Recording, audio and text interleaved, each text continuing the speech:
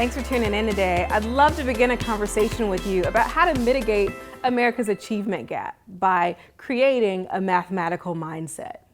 But before we get started, first, we have to define what the achievement gap is. The achievement gap is defined as any persistent disparity in academic performance between different groups of students, or the unequal distribution of educational results. Now, often we see achievement gaps in lots of different groups, and closing the achievement gap is widely considered to be one of the major challenges facing American public higher education. The achievement gap relates to the concept of equity, of fairness in education, and equal access to learning opportunities. So, what groups do you see achievement gaps in?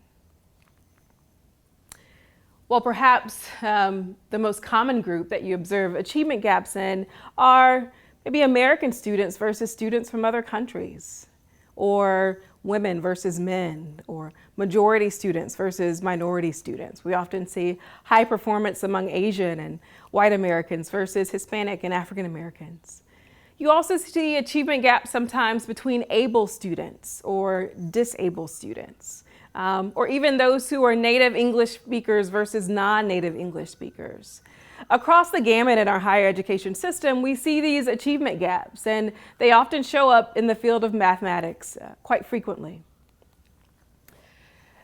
What causes the achievement gap then?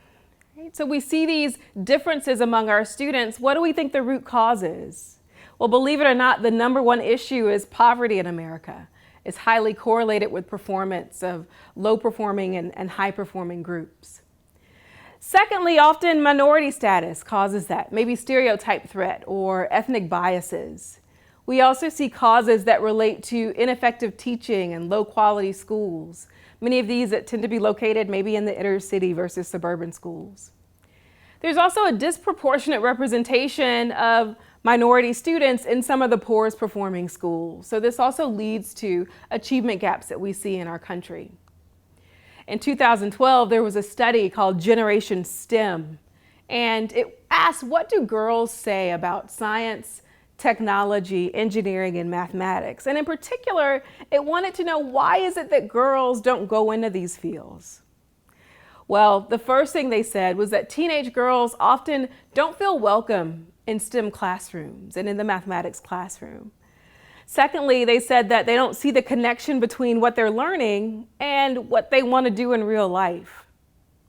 And the third reason why they didn't go into mathematics or STEM was because they don't have role models. They don't have teachers that look like them or see people pursuing engineering and mathematics and computer science that look like them. So what are some things that we can begin to do to address this problem in our country? Well, we can resolve the achievement gap, I believe, by developing a mathematical mindset. Carol Dweck is the famous author of the book Mindset, has a great TED Talk on the same topic, and she talks about creating a growth mindset versus a fixed mindset. She defines it as the following. She says, in a fixed mindset, people believe that their basic qualities, like their intelligence or talent, are simply fixed traits. They spend their time documenting their intelligence or talent instead of developing them. They also believe that talent alone creates success without effort. Whereas in a growth mindset, Carol says, people believe that their most basic abilities can be developed through dedication and hard work. Brains and talent are just the starting point. This view creates a love of learning and a resilience that is essential for great accomplishment. Virtually all great people have had these qualities. So let's break that down a minute. What does that look like in real life? A fixed mindset versus a growth mindset. Well, a fixed mindset person might tend to avoid challenges or give up easily. They may also tend to believe that they're threatened by others' success. On the other hand, those with a growth mindset embrace challenges. They often persist in spite of obstacles. They learn from criticism, and they're inspired by other success. So how can we bring this into the mathematics classroom? Or maybe it's already there. She actually gives examples pertaining directly to math. And I know I've been guilty of saying this in my own classroom, having sort of putting a fixed mindset on my students by telling them, not everybody's good in math, just do your best. Or, you know what, that's okay, maybe math just isn't one of your strong suits. Well, believe it or not, when I talk to my students like this, it forces a fixed mindset on them. It tells them that mathematics is an ability that either you have or you don't. What I should say, on the other hand, is when you learn how to do a new kind of problem, it grows your math brain.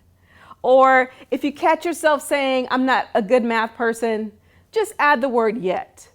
Or if you catch yourself saying, I'm not a math person, just add the word yet at the end of that sentence. I'm not a math person yet. Other ways that we can resolve the achievement gap is by communicating high expectations with support.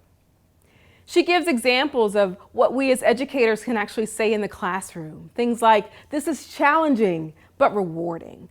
Or, as you learn this, mistakes are expected. Let's make mistakes together.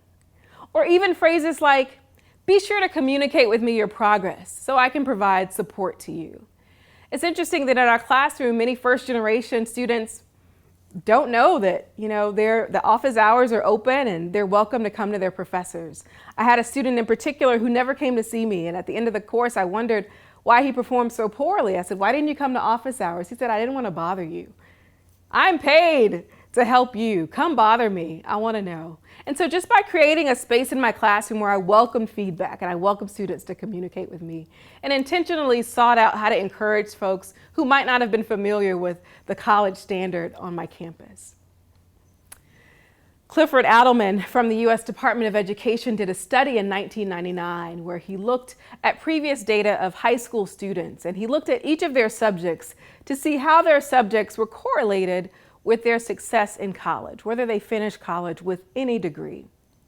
And what he found was mathematics was the highest indicator of college success.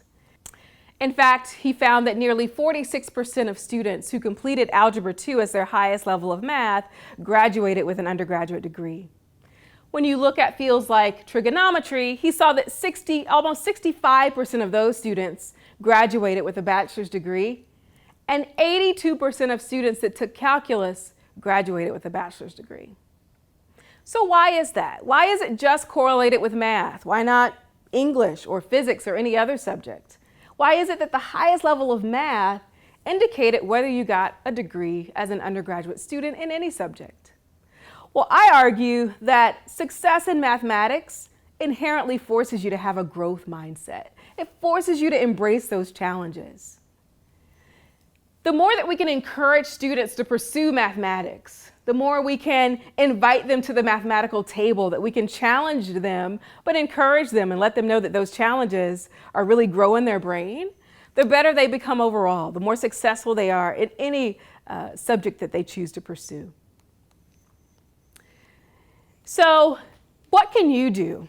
Well, when we think about creating a growth mindset in folks that we interact with, one thing that we can do is what I call random acts of verbal encouragement.